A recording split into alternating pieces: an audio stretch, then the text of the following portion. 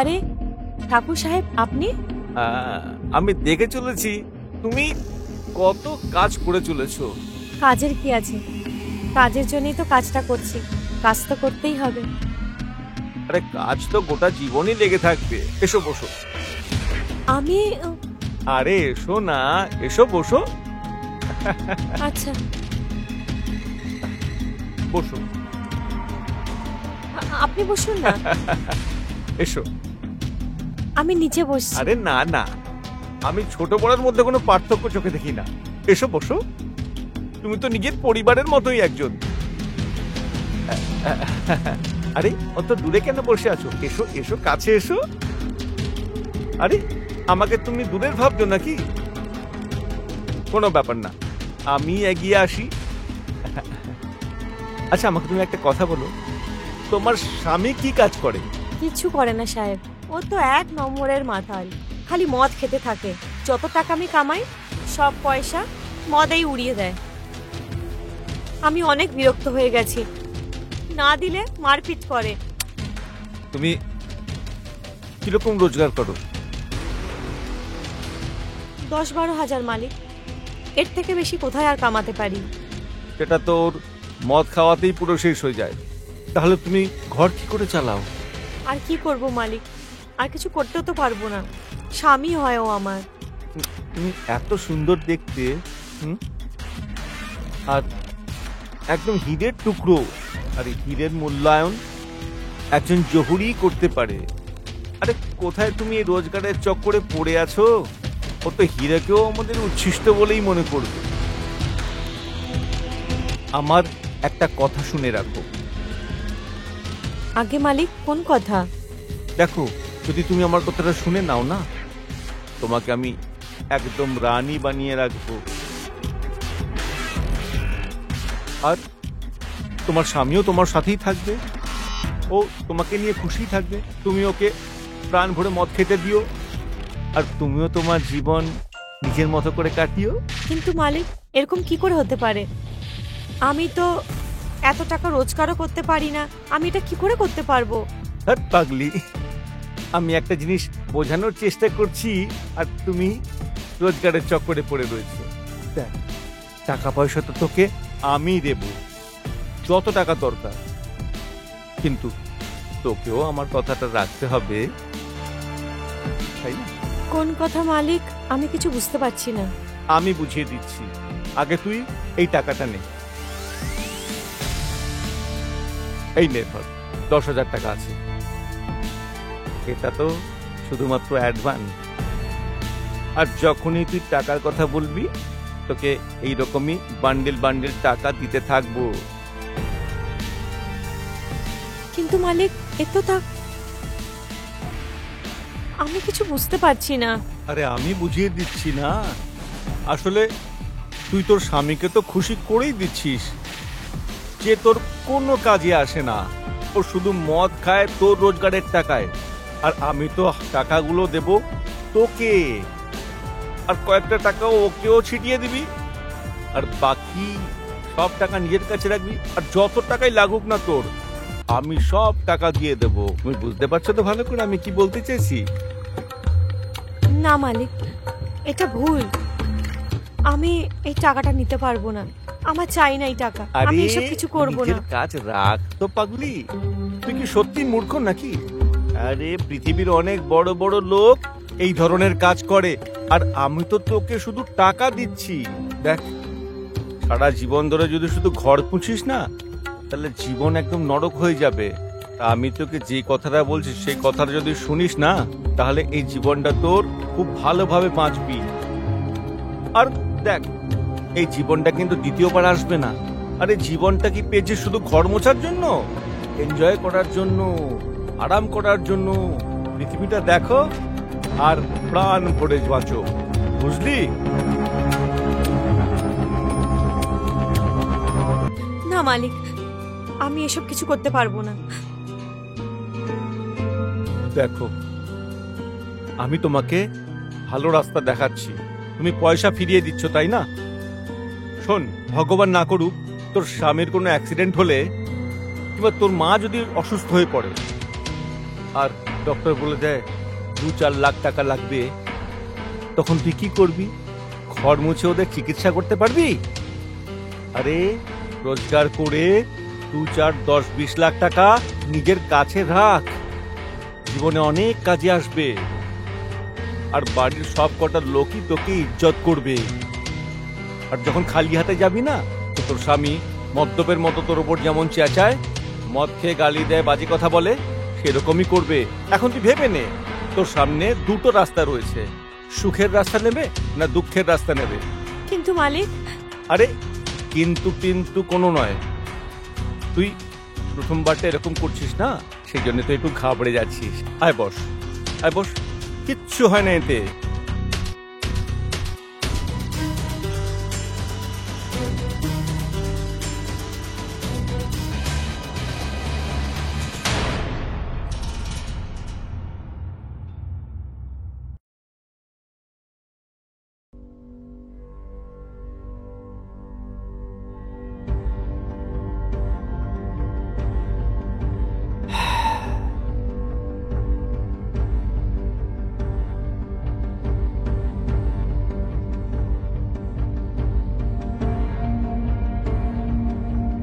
আরে চলে এসছো তুমি, এসো।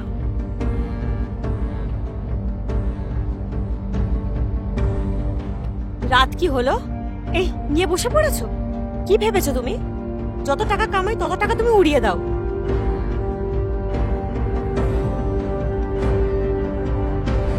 তোমার মধ্যে একটু লজ্জা আছে কি নেই? না সবকিছু বেঁচে ফেলেছো? আরে আমি লোকের বাড়িতে গিয়ে বাসন ধুই, ঘর মুছি, তখন গিয়ে আমি 4টা টাকা কামাই, আর তুমি এখানে বসে মদ খাচ্ছ। আরে রাত হয় কেন? মদ খাবার জন্য, বুঝেছো? রাত হয়েছে তো খাবোই, না খেলে থাকবো কি করে?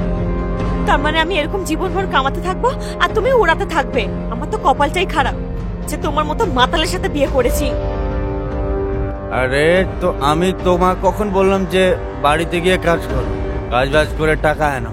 আচ্ছা, পরিশ্রম যদি না করি এই রোজ যেটা খাচ্ছ সেটা কোথা থেকে খাবে? হ্যাঁ, আরে তো তোমাকে কে বলেছে গিয়ে কাজ করো? হ্যাঁ, এত সুন্দরী আছো, দেখতে এত হট লাগছো, কখন কাজে আসবে? হ্যাঁ, তুমি কাজে এইসব ছাড়ো, একটু মাথা লাগাও, মাথা। না হলে এই সারা জীবন বাড়িতে গিয়ে গিয়ে বাসন ধুবে, কিছু হবে না। এই নাও। আরে এত টাকা? আরে কোথা থেকে আনলে এত টাকা তুমি? এই যে একটু আগে বললে এই যৌবন কোন কাজে আসবে, ওই যৌবনেরই টাকা এটা। সত্যি? হ্যাঁ। আরে বাহ, তুমি তো একদম চালাক হয়ে গেছো। হ্যাঁ, অনেক টাকা কামাচ্ছ তুমি। কিন্তু দেখো, এটাতে কিছু হবে না, আমাদের কিছু বড় করতে হবে, তাহলেই কিছু হবে, ঠিক আছে? আচ্ছা এটা বলো, তোমার সেটের কাছে কত টাকা আছে? অনেক টাকা আছে ওর কাছে, আরে পুরো আলমারি ভরা আছে টাকায়। তাহলে ওর গেম বাজিয়ে ডালি না, লুটে নিচ্ছি ওকে। আমি একলা কি করে করব? ওর টেনশন তুমি ছাড়ো, ওইসব আমি সামলে নেব, ঠিক আছে? শোনো, যেরকম আমি বলছি না সেরকমই করবে।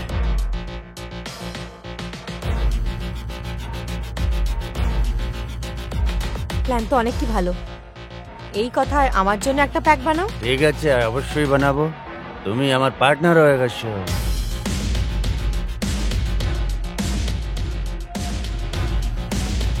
আরে বাহ, কি ব্যাপার আমার সুন্দরী, তুমি তো চালাক হয়ে গেছো।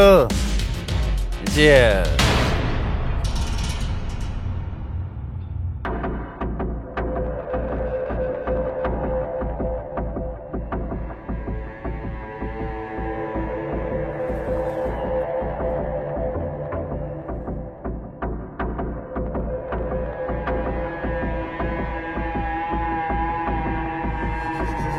বাসন্তী, হ্যাঁ মালিক।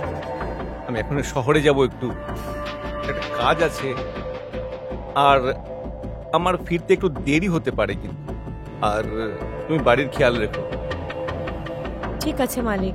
আর হতে পারে আমার ফিরতে লেট হয়ে গেল, ততক্ষণ তুমি খাওয়া দাওয়া করে এখানেই বিশ্রাম করো। না মালিক, আমার স্বামী বাড়িতে অপেক্ষা করবে, আমি বাড়ি চলে যাব। তোমার স্বামীকে এটা বলে দিও যে মালিকের শরীরটা ঠিক নেই, ও শহরে গেছে, আজকে নাও ফিরতে পারে, তো আমাকে ঘরের দায়িত্ব নিতে হবে। আর যখন আমি ফিরে আসবো তো সারা রাত ধরে আমরা মজা করব। হ্যাঁ, ঠিক আছে মালিক। আর আমরা মন ভরে প্রেম করব, বুঝতে পারছো তো? ঠিক আছে মালিক। আর ফেরার সময় তোমার জন্য কিছু জিনিস নিয়ে আসবো, যা ভালো লাগবে সেটা নিয়ে নেবেন। তাহলে আসতে পারি আমি? ঠিক আছে, সাবধানে থেকো কিন্তু।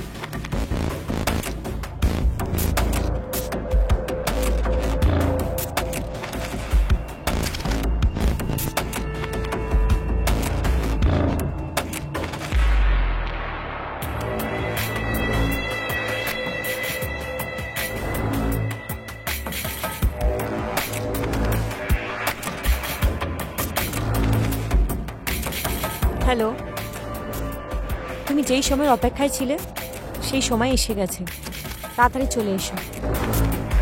মালিক বাড়িতে নেই।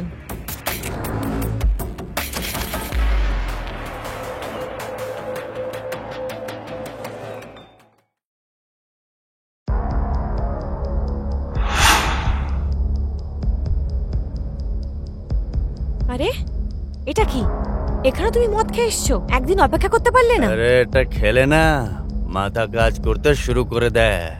তুমি চাপ নিও না। কোথায় আছে তোমার সেট, কোথায় গেল? চলো আমরা আমাদের কাজ করি, চলো। এসো।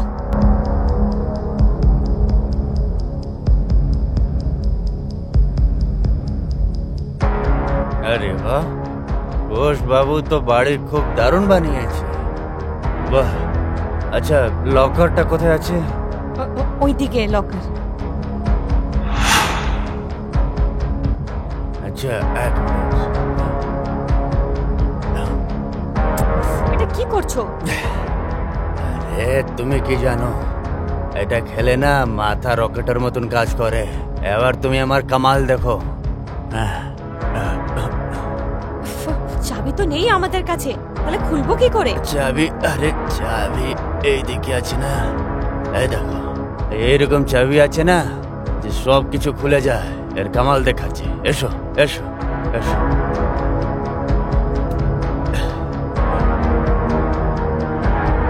এটা কাজ করবে তো? তাড়াতাড়ি করো, যদি এসে যায় তাহলে বিপদ হয়ে যাবে। আরে দাঁড়াও একটু। আরে তুমি তো বলছিলে যে এটা যে কোনো জায়গায় লেগে যায়, এখন খুলছে না কেন? আজ তো মনে হয় ফেসে যাব।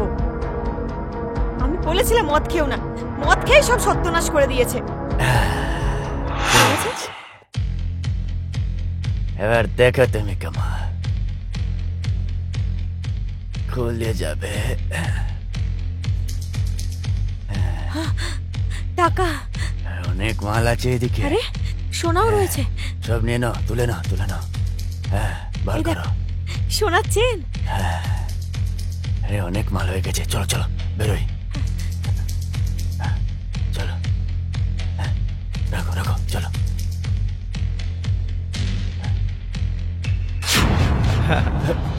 আসুন স্যার, এই দেখুন এরা দুজনে ঘর লুটতে এসেছে। না না সাহেব, আপনি ভুল ভাবছেন। আমরা তো শুধু এমনি এসেছিলাম। আমি না থাকাতে সাফ সাফাই করতে এসেছিলে, ওকে দিয়ে হচ্ছিল না নাকি? আরে আমার ঘর সাফাই করতে এসে আমার সিন্ধুকে সাফাই করে নিয়েছে। না মালিক, এরকম কোনো কি হাত দেখুন, এর হাতটা দেখুন, দেখুন দেখুন দেখুন হাতটা দেখুন সাহেব। আমার তো আগে থেকেই সন্দেহ হয়ে গেছিল তোমাকে। আমি জানতাম তুই একদিন না একদিন এই কাণ্ডটা করবি, আর সেই কাজটা করেই দিলি। আরে যখন আমি সকালবেলায় ওকে দেখলাম বারবার দরজাটাকে টানাটানি করছে,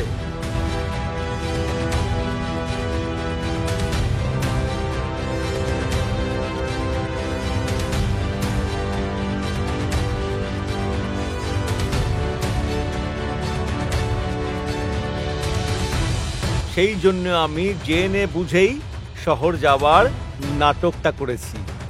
আর তুমি সাথে সাথে নিজের লোককে ফোন করে দিলে, আর আমি স্যারকে নিয়ে চলে এলাম। আজ স্যার দেখুন, এটা একদম হাতে নাতে ধরা পড়ছে। হাতের মধ্যে টাকা রয়েছে, সোনা দানা রয়েছে।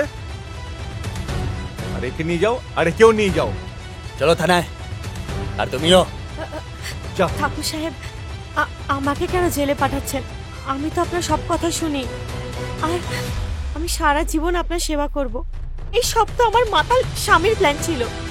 না মালিক, না মালিক, আমার ভুল হয়ে গেছে মালিক। আর এরকম ভুল হবে না, এবার ক্ষমা করে দিন। ওর কথা শুনে আমি ভুল করে ফেলেছি। আমি আপনি যেরকম বলবেন সেরকম করব। হ্যাঁ, আমাকে জেলে পাঠাবে না, ওকে জেলে পাঠিয়ে দিন। সেবা, সেবা তো এখন তোমার থানা যাওয়ার পরেই হবে, সেটাও আবার জেলে। ওকেও নিয়ে যাও সাথে। চলো থানায়, এই টাকাটা এই নে। থ্যাংক ইউ চলো। স্যার। থানায় চলো, চলো। চলো, ভালোই হয়েছে সব। টাকাটাও বেঁচে গেল, আর ঝামেলাও শেষ। এখন দরকার অন্য কাজের মহিলা।